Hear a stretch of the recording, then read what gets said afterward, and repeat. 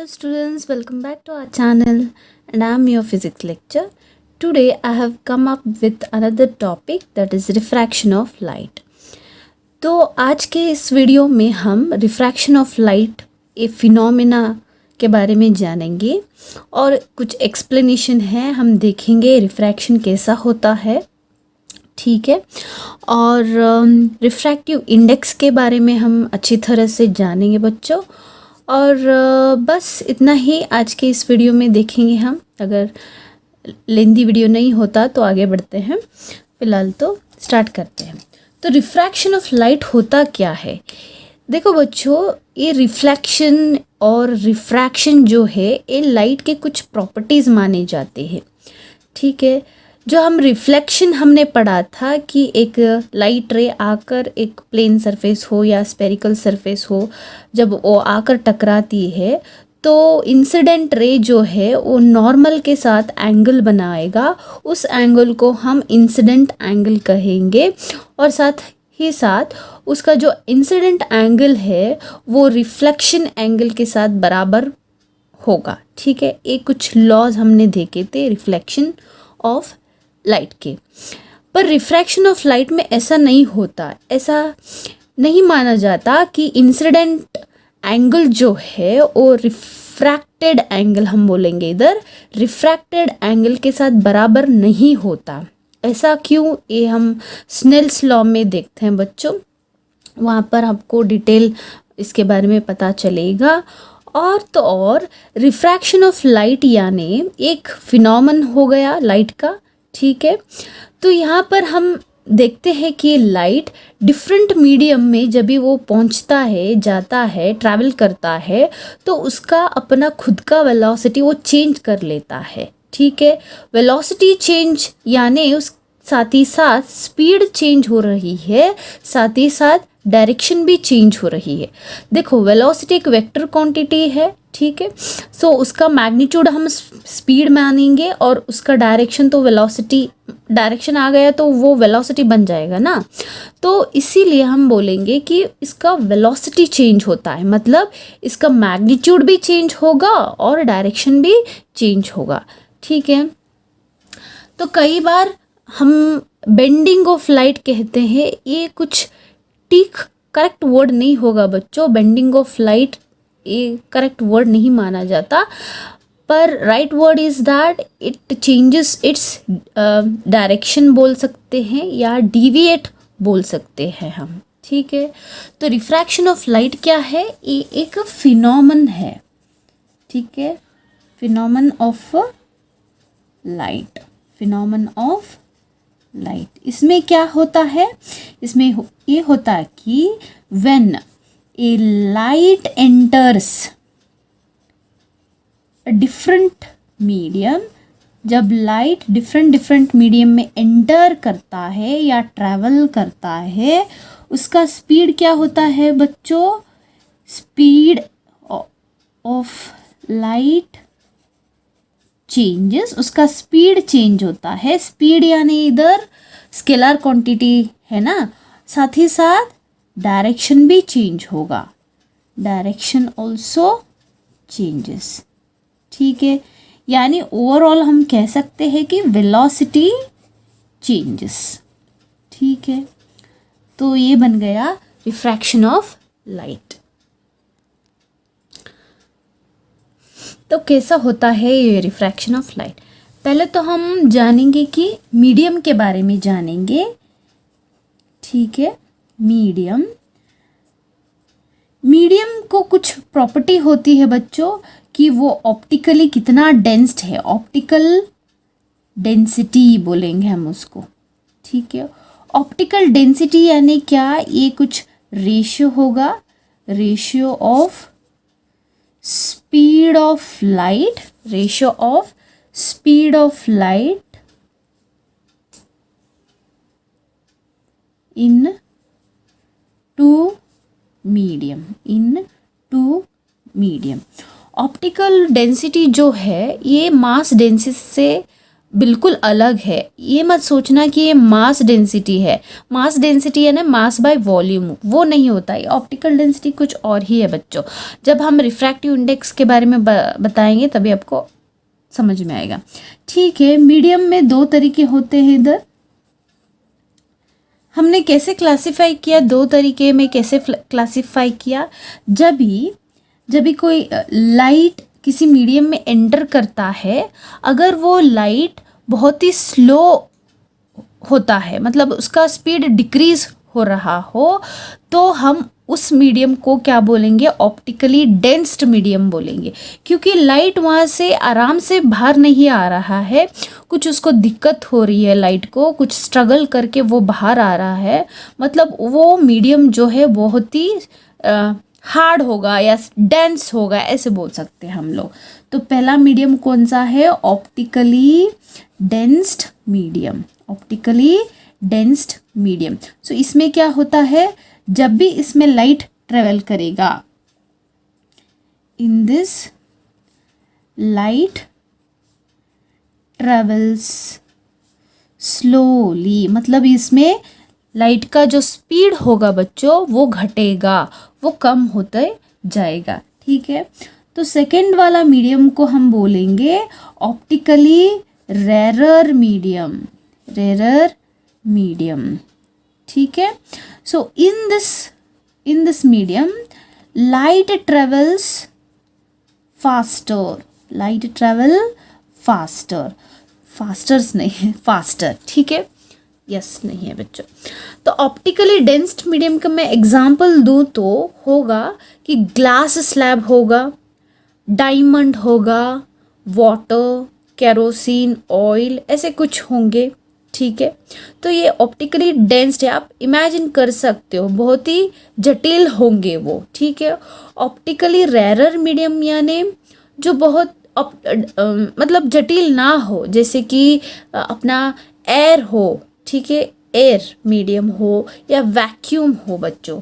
तो वैक्यूम और एयर जो है हम रेरर मीडियम में उसको एग्जाम्पल के तौर पर लेते हैं, वही रेरर मीडियम है। ठीक है, तो डेंस्ड मीडियम मतलब glass slab, diamond, water, ice cube, जो भी हो, ये सभी क्या बनेगा, डेंस्ड मीडियम बनेंगे।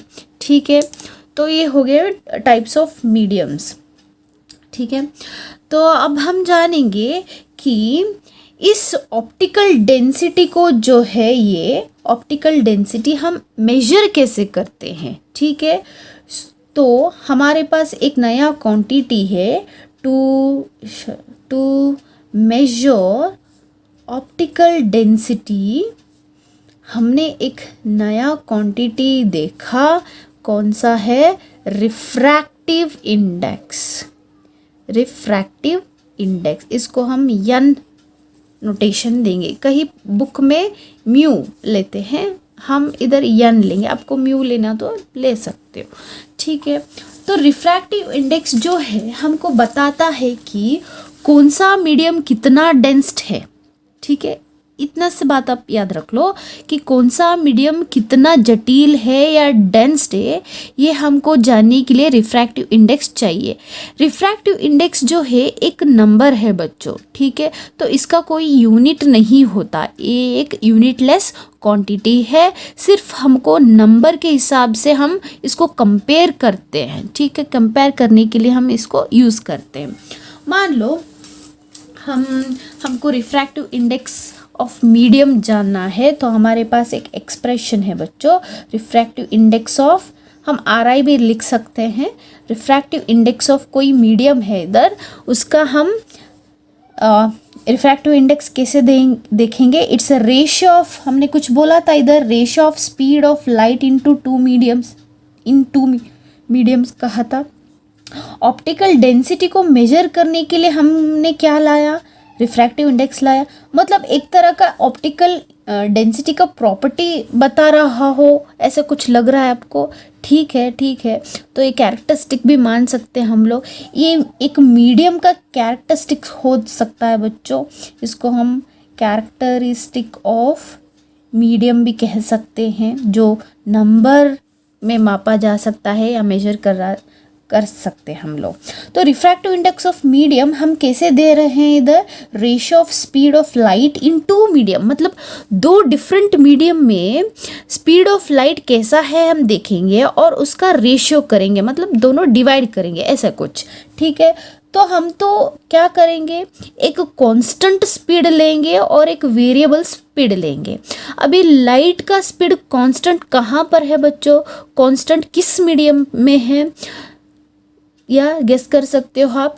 ये हमेशा लाइट कांस्टेंट कहाँ होती है, वैक्यूम में होती है। Light travels with constant velocity और स्पीड इन वैक्यूम, है ना। तो वेलोसिटी ऑफ लाइट हम कैसे डिनोट करते हैं, सी। रेशियो कहाँ है, रेशियो यानी पर ऐसे डालेंगे हम। तो ratio of speed of light in two medium, मतलब एक मीडियम हो गया वैक्यूम, ये वैक्यूम में बन गया, ठीक है, ये वैक्यूम में बन गया बच्चों। और एक लेंगे हम any other different medium other than vacuum और एयर, एयर भी ले सकते हैं हम लोग। एयर और वैक्यूम को छोड़कर, वैक्यूम का स्पेलिंग मैं हमेशा रॉन्ग लिखती हूँ, VACW आना करेक्ट है, ठीक है। तो एनी अदर मीडियम हम लेंगे VM। VM क्या है बच्चों, ये velocity of light in any medium other than what, other than vacuum and air. तो ये बन गया हमारा expression refractive index of medium. में थोड़ा ठीक तरह से लिख दूँ, यानी इक्वल टू C/VM। तो ये क्या है बच्चों, speed of light in vacuum और air to the speed of light in medium. तो रिफ्रैक्टिव इंडेक्स ऐसे हम डिफाइन करते हैं बच्चों। तो देखो इधर स्पीड ऑफ लाइट जो है इन वैक्यूम और एयर, ये तो कांस्टेंट है बच्चों, कितना होगा 2.799 इंटू 10⁸ मीटर पर सेकेंड इतना होगा। और हमने देखा कि स्पीड ऑफ लाइट मीडियम में वो चेंज करते रहेगा, तो इसलिए ये वेरिएबल बना, एक कांस्टेंट बना, ठीक है। तो इसका रिलेशन, इसका फिजिकल सिग्निफिकेंस क्या है exactly refractive index of medium का हम देखेंगे। अगर velocity of light in the medium decrease होती है, देखो इधर ही एक ऐसा है बच्चों, इन्वर्सली प्रोपोर्शनल है, ठीक है। ऐसा देखो आप, अगर वेलोसिटी ऑफ लाइट, हम किसके बात कर रहे हैं, वेलोसिटी ऑफ लाइट की बात कर रहे हैं, ठीक है। अगर वेलोसिटी ऑफ लाइट VM, मतलब ये क्या है अपना, velocity of light in medium,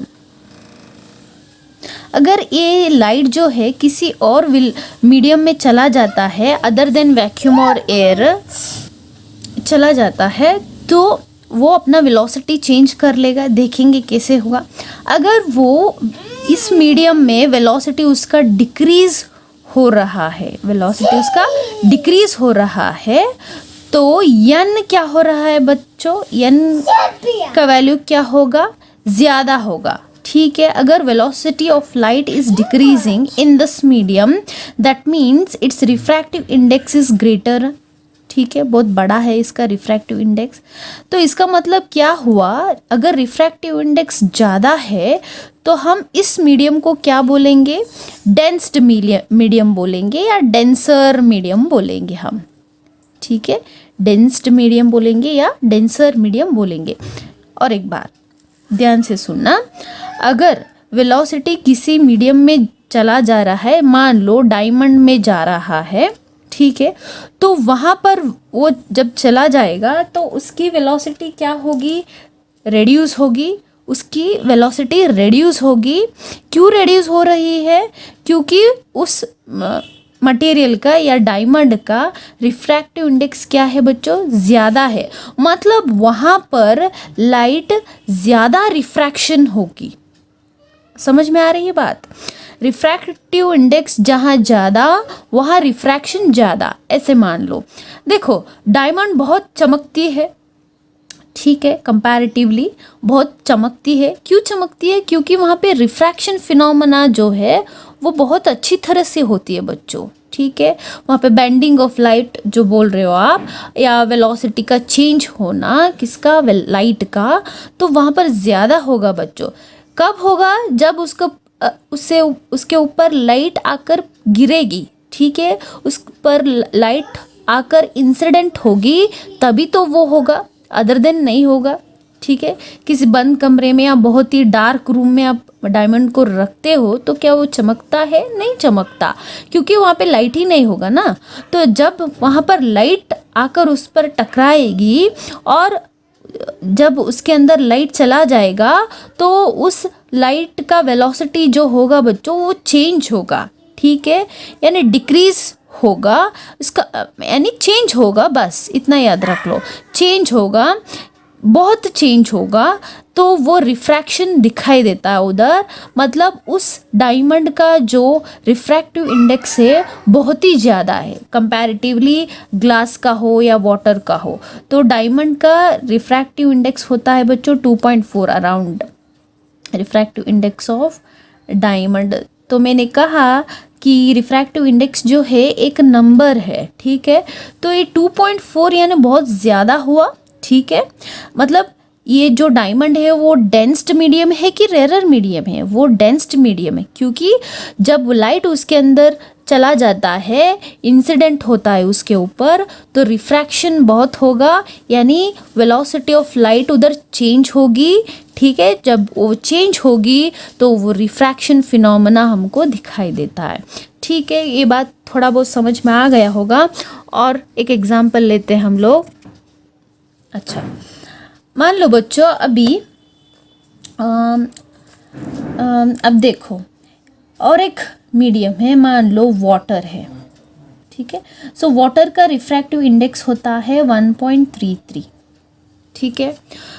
तो 1.33 हमारे पास फॉर्मूला क्या है बच्चों रिफ्रैक्टिव इंडेक्स का? N=C/V है, VM है, ठीक है। तो NW तो हमको मालूम है, हम इस पर सब्स्टिट्यूट कर देंगे, 1.33 = C/VM हो गया। हमको क्या चाहिए अभी? Velocity of light in the medium चाहिए। वेलोसिटी ऑफ लाइट VM यानी क्या? Velocity of light in any other medium. तो हम VM को इधर भेजेंगे, VM = क्या बनेगा बच्चों? C/1.33। तो इससे हमको क्या मालूम पड़ता है? मैं फिजिकल सिग्निफिकेंस बता रही हूँ आपको। Velocity of light in the medium कैसा होगा बच्चों? कैसा होगा? ये 1/1.33 टाइम्स लेसर होगा। Lesser than what? Lesser than C। C यानी क्या इधर? C is nothing but velocity of light. Velocity of light कहाँ पर? इन वैक्यूम, ठीक है। सो वैक्यूम में तो लाइट बहुत फास्ट ट्रेवल करती है बच्चों, ये तो हमको पता है। वैक्यूम हो या एयर हो, फास्टेस्ट ट्रेवल करती है, मतलब उसका वेलोसिटी हमेशा वैक्यूम में या एयर में ज़्यादा ही है, ठीक है। वो तो ज़्यादा ही है, मतलब एक्सीड हो ही नहीं सकता। वाटर ले लो, ग्लास ले लो, केरोसिन ले लो, ऑयल ले लो, उसमें तो कण होना ही होना है, ठीक है। समझ में आ रही है बात? तो how it is related to you velocity of light in vacuum, मतलब always in any other medium if you take light traveling or velocity of light in any other medium if you take, it is always lesser than the velocity of light in a vacuum। मेरे कहने के बाद ये है बच्चों lastly conclusion कि light किसी और मीडियम में वो ट्रेवल करे उसका वेलोसिटी जो है वो कम ही होगा। किसके साथ comparatively? Velocity of light in the vacuum. Vacuum में जो लाइट का वेलोसिटी है उसके साथ हम कंपेयर करेंगे तो वो हमेशा मीडियम में कम ही होगा, है ना। तो अब अगर हम वाटर में देखते हैं बच्चों तो 1/1.33 टाइम्स लेसर देन C होगा। अब मान लो हम लाइट एक ग्लास स्लैब में पास हो रही है और ग्लास स्लैब का रिफ्रैक्टिव इंडेक्स क्या है? 1.5 है। तो इसका मतलब क्या हुआ? इस 1.5 ग्लास स्लैब में, उस मीडियम में वेलोसिटी ऑफ लाइट कैसा होगा, वेलोसिटी ऑफ लाइट कैसा होगा, इस ग्लास वीजी लेंगे हम, ठीक है। वीजी इक्वल टू क्या होगा, सी बाई 1.5। तो इसका मतलब क्या हुआ बच्चों कि यहाँ पर 1.5 टाइम्स लेसर है। कौन लेसर है, velocity of light in glass medium is 1.5 times lesser than the velocity of light in the vacuum. बहुत ही सिंपल सी बात है, आप इतना याद रख लो कि हमेशा लाइट वेलोसिटी ऑफ लाइट ज़्यादा होगी कहाँ पर, वैक्यूम में, ठीक है। उसके साथ आप कंपेयर करोगे तो डिफरेंट मीडियम में वेलोसिटी ऑफ लाइट चेंज होगा ही होगा और कम होगा, ठीक है। तो ये हमको रिफ्रैक्टिव इंडेक्स से जानने मिला बच्चों कि ऐसा होता है, ठीक है।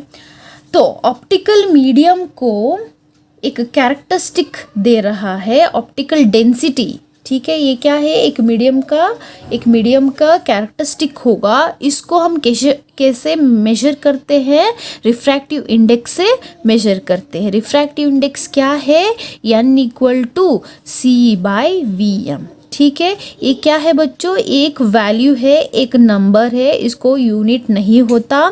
तो ये फिजिकल, इसका इम्पोर्टेंस क्या है, ये हमको बताता है कि लाइट किस मीडियम में जा रहा है, रेयर में जा रहा है या डेंसर में जा रहा है।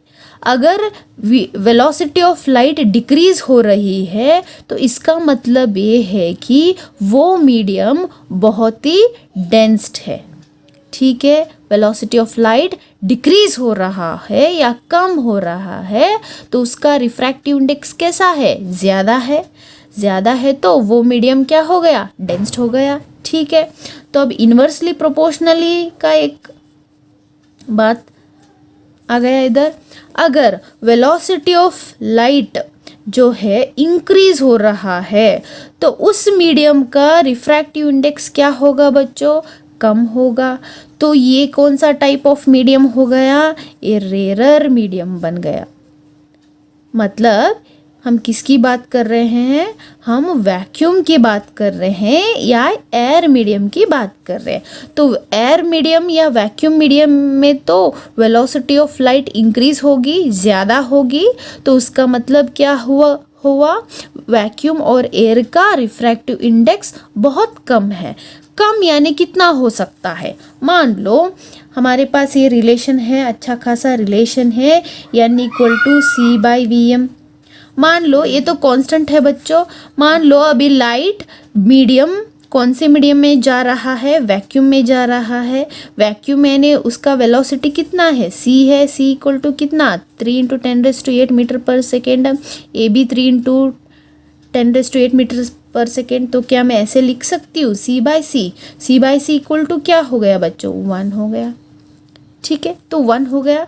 तो ये एयर मीडियम का रिफ्रैक्टिव इंडेक्स हमेशा 1 रहता है बच्चों, एयर हो या वैक्यूम हो, ठीक है। तो ऐसा ये 1 हो गया। तो बच्चों क्या किसी मीडियम का रिफ्रैक्टिव इंडेक्स 1 से भी कम हो सकता है, नहीं हो सकता। It can not be less than 1, it is always greater than 1 या इक्वल टू 1 होगा। इक्वल टू 1 है तो वो वैक्यूम माना जाएगा या मीडियम माना जाएगा या एयर मीडियम माना जाएगा। अगर वो ग्रेटर देन 1 है बच्चों तो वो क्या माना जाएगा, वो डेंस्ड मीडियम माना जाएगा, ठीक है। अच्छा, तो हम रिफ्रैक्टिव इंडेक्स को 2 तरीके में बांट देते हैं इधर रिफ्रैक्टिव इंडेक्स। एक तो होगा एब्सोल्यूट रिफ्रैक्टिव इंडेक्स बच्चों, एक होगा एब्सोल्यूट रिफ्रैक्टिव इंडेक्स जहाँ पर उसका वैल्यू हमेशा 1 रहता है, ठीक है। मतलब एयर मीडियम है, ऐसे मान लो एयर मीडियम के साथ आप कंपेयर कर रहे हो, एयर मीडियम के साथ आप हमेशा कंपेयर करोगे। और एक होगा बच्चों relative refractive index, relative refractive index जहाँ पर उसका वैल्यू हमेशा ग्रेटर देन 1 होगा। यहाँ पर आप एयर मीडियम को छोड़कर बाकी दो मीडियम जो होंगे उसमें कोई एयर मीडियम नहीं होगा बच्चों, या ग्लास होगा या एक कुछ वाटर मीडियम होगा या ग्लास मीडियम होगा, ऐसे कुछ होगा बच्चों। ठीक है, तो रिलेटिव मीडियम कैसा होगा बच्चों, ये हमेशा दूसरे मीडियम के साथ हम कंपेयर करेंगे, मतलब यहाँ पर एयर मीडियम नहीं लेंगे हम, एक रेयरर होगा एक डेंसर होगा, ऐसे कुछ लेंगे, दोनों डेंसर भी हो सकते हैं। तो हम ऐसे लिखते हैं इसको, refractive index of medium 2 with respect to 1 ऐसे लिखेंगे, या n2 1 लिखेंगे। ठीक है, refractive index of medium 2 with respect to 1, so 2 के साथ 1 को कंपेयर करेंगे, ऐसा होगा ये।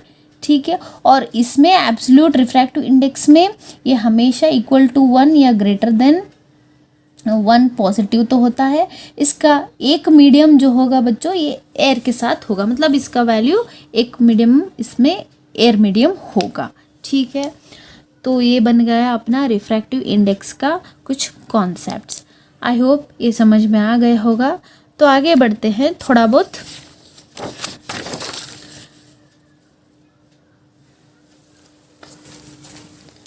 अच्छा, अब देखेंगे हम रेयरर मीडियम और डेंसर मीडियम कैसे लाइट की वेलोसिटी या डायरेक्शन को चेंज करती है। ठीक है, कैसा होता है ये हम एग्जैक्टली इसको वेव ऑप्टिक्स में सीखेंगे, पर या फिर थोड़ा बहुत उसको कॉन्सिक्वेंसेस है हम देखेंगे।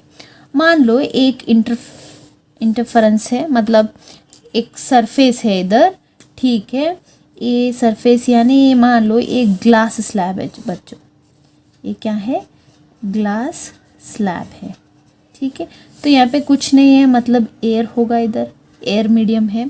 तो एयर मीडियम को हम क्या बोलते हैं, रेयरर मीडियम बोलते हैं, क्योंकि वो लेस डेंसर्ड है। ठीक है, इसमें तो लाइट रे आराम से पास होकर आती है, तो वैसे मीडियम को हम क्या बोलते हैं, रेयरर मीडियम। तो ग्लास स्लैब तो बहुत जटिल है, बहुत यहाँ से लाइट अच्छे तरह से पार होकर नहीं आता, उसको बहुत स्ट्रगल करना पड़ता है। तो हम ऐसे मीडियम को क्या बोलेंगे बच्चों, डेंसर मीडियम बोलेंगे। ये तो पता होगा ना, डेंसर मीडियम है। तो अभी लाइट रे जो है कहाँ से कहाँ गुजर रही है, रेयरर से डेंसर आ रही है। तो ये तो अपना सरफेस है, इंटरफेस है बच्चों, इंटरफेरेंस है या इन दोनों को डिवाइड करने का एक मीडियम है, ऐसे भी आप मान सकते हो। ठीक है, तो इस सरफेस पर हम नॉर्मल काट लेंगे, मतलब 90 डिग्री ड्रॉ कर लेंगे, एक स्ट्रेट लाइन। ठीक है, तो ये बन गया अपना नॉर्मल। अच्छा, नॉर्मल बन गया, 90 डिग्री एंगल ये बनाता है इस सरफेस के साथ। अभी लाइट रे ऐसे इंसिडेंट हो रहा है बच्चों, ऐसे कहाँ पर, इस सरफेस के एक पॉइंट पर इंसिडेंट होगा, तो ये हो गया अपना इंसिडेंट रे। तो ये इंसिडेंट रे कुछ एंगल बनाएगा, किसके साथ, हमेशा एंगल बनाएगा किसके साथ, नॉर्मल के साथ। तो ये बन गया इंसिडेंट एंगल। ठीक है, देखो बच्चों, अगर यहाँ पे ग्लास स्लैब नहीं होता तो लाइट रे कैसा चला जाता, स्ट्रेट चली जाती। ठीक है, पर सिंस यहाँ पर एक ग्लास स्लैब पड़ा हुआ है, तो लाइट इसके अंदर से बहुत क्या करेगी, बहुत स्ट्रगल करके जाएगी। मतलब यहाँ पर जो लाइट है ना, वो ऐसे बेंड होगी, कैसे बेंड होगी, ऐसे। देखो किस तरफ बेंड हो रही है, किसकी तरफ बेंड हो रही है बच्चों, देखो नॉर्मल की तरफ बेंड हो रही है, बेंड्स एट नॉर्मल। यहाँ पे लिखूँ मैं, बेंड्स एट नॉर्मल। एक कब होगा, जब इसको हम, इस रे को हम क्या बोलेंगे, रिफ्रैक्टेड रे। ये क्या है बच्चों, ये जो रे है इसको हम क्या बोलेंगे, मैं यहाँ पर लिख देती हूँ, रिफ्रैक्टेड रे। रिफ्लेक्टेड नहीं, रिफ्रैक्टेड रे। जो ये रिफ्रैक्टेड रे यहाँ पर आ रही है ये किसकी तरफ मुड़ी हुई है या डिविएशन किस तरफ कर रहा है, नॉर्मल की तरफ कर रहा है। ये ऐसा क्यों हो रहा है, क्योंकि ये रेयर से डेंसर मीडियम आ रहा है। तो ये N1 है और ये N2 है, ठीक है। तो यहाँ पे N2 is greater than N1 और नो, यस ऑब्वियसली N2 का वैल्यू N1 से ग्रेटर है। ग्लास स्लैब का वैल्यू कितना है, अगर मैं वैल्यू डाल के बताऊँ तो आपको ग्लास स्लैब का वैल्यू 1 पॉइंट है और एयर का कितना है बच्चों 1 है। तो N2 is greater than N1। तो इस केस में हमेशा लाइट जो है, रिफ्रैक्टेड रे जो है लाइट का, वो हमेशा बेंड होगी किसकी तरफ, नॉर्मल की तरफ हमेशा बेंड होगी। एक कॉन्सिक्वेंस हो गया बेंडिंग ऑफ लाइट और change of direction of light, एक हो गया, ठीक है। अब मान लो सेम कॉन्सिक्वेंस लेंगे, एक इंटरफेस,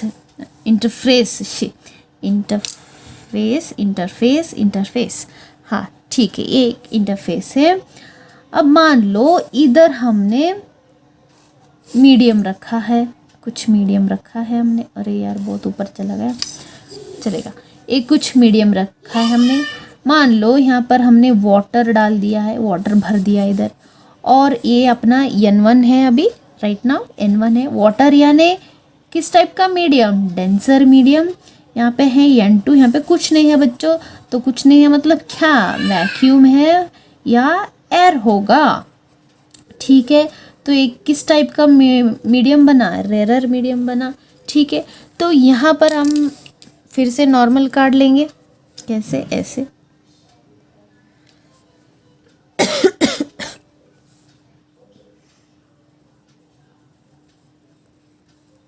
ठीक है, ये बन गया नॉर्मल।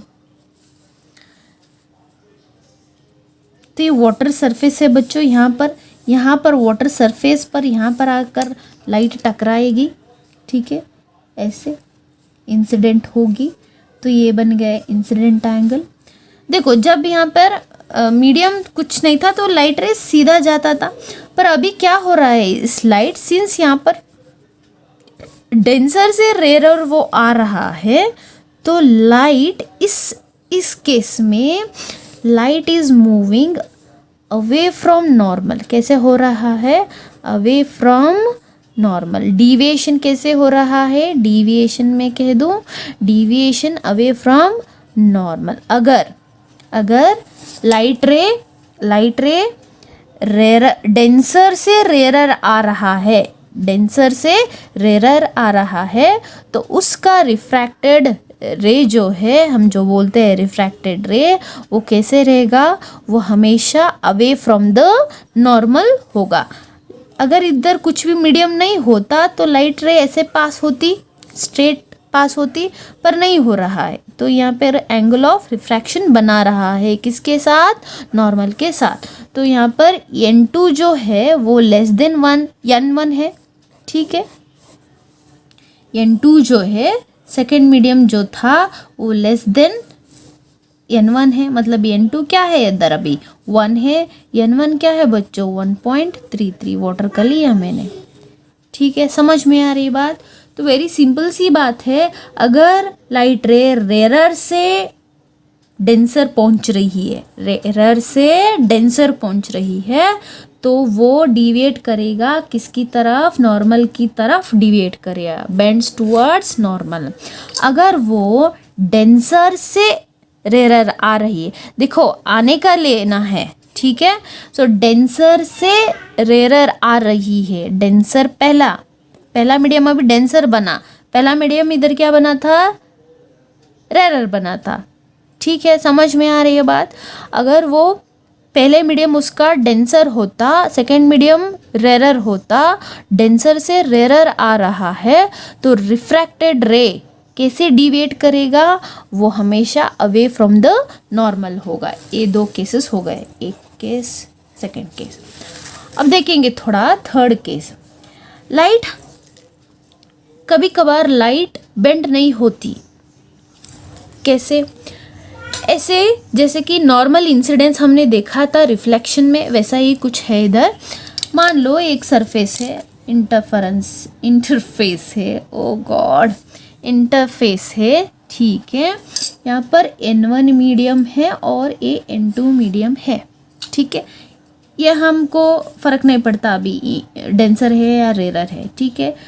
पर दोनों मीडियम तो सेम नहीं है बच्चों, डिफरेंट मीडियम है। अभी ये रेयर हो सकता है, ये डेंसर हो सकता है, ये फ़र्क नहीं पड़ता। मान लो अभी ये नॉर्मल है, मैं ब्लैक पेन से नॉर्मल काटूंगी, ये नॉर्मल है इसका, ठीक है। अब लाइट रे जो है इस सरफेस पर 90 डिग्री, मतलब सरफेस पर 90 डिग्री पर नॉर्मल के साथ कैसा एंगल बना रही है, नॉर्मल के साथ 0। देखो इधर देखो, नॉर्मल और ये ऐसे 0 बना रहे हैं एंगल। इस डायग्राम में देखो 0 कैसे बनता है, ऐसे 0 बन रहे हैं। तो ये कौन सा टाइप का इंसिडेंस हुआ, नॉर्मल इंसिडेंस हो गया। Angle of incidence is making angle 0 degree with the normal. Surface को 90 डिग्री मार रहा है, ठीक है, पर इंसिडेंट एंगल नॉर्मल के साथ देखा जाता है हमेशा, ठीक है बच्चों। हमेशा you are going to take angle between incident ray and the normal, ठीक है। इंसिडेंट एंड द नॉर्मल दोनों एक ही लाइन पर है, ठीक है। तो एंगल ऑफ इंसिडेंस क्या हो गया, 0 हो गया। तो लाइट रे सीधा ऐसे ही वापस आएगी, अरे यार मेरा टेढ़ा हो गया, हाँ सीधा ऐसा ही आ जाएगी, ठीक है। तो यहाँ पे लाइट क्या हो गया, बेंड नहीं हुआ, रिफ्रैक्शन नहीं हुआ, ठीक है। समझ में आ रही है बात। तो इस टाइप को हम बोलेंगे नॉर्मल इंसिडेंस जैसा, ठीक है। पर याद रखना इधर मीडियम दोनों डिफरेंट है। और फोर्थ केस है जहाँ पर मीडियम दोनों इक्वल होंगे। अगर मीडियम दोनों सेम है तभी भी light will not bend. Same medium है तो लाइट रिफ्रैक्शन नहीं होगी, लाइट विल नॉट रिफ्रैक्ट या बेंड बोलोगे जो भी आप, ठीक है। समझ में आ रही है बात। तो ये बन गया रिफ्रैक्शन के बारे में थोड़ा बहुत, डायरेक्शन वो कैसा चेंज करता है, मीडियम डिफरेंट मीडियम में वो डायरेक्शन कैसा चेंज करता है, ये हमने देखा इस टॉपिक में, ठीक है। क्या देखा हमने, डायरेक्शन ऑफ लाइट, ठीक है, in different medium, rarer denser, different medium में है रेयरर डेंसर, ठीक है बच्चों। अच्छा, तो आगे बढ़ते हैं। अब थोड़ा बात करते हैं रिलेटिव एरर के बारे में, ये बहुत इंपॉर्टेंट है। रिलेटिव रिफ्रैक्टिव इंडेक्स, ठीक है। रिलेटिव रिफ्रैक्टिव इंडेक्स हम कैसे लिखते हैं, 2:1। Refractive index of medium 2 with respect to 1, ऐसे। मतलब आप इधर कंपेरिजन कर रहे हो, ठीक है।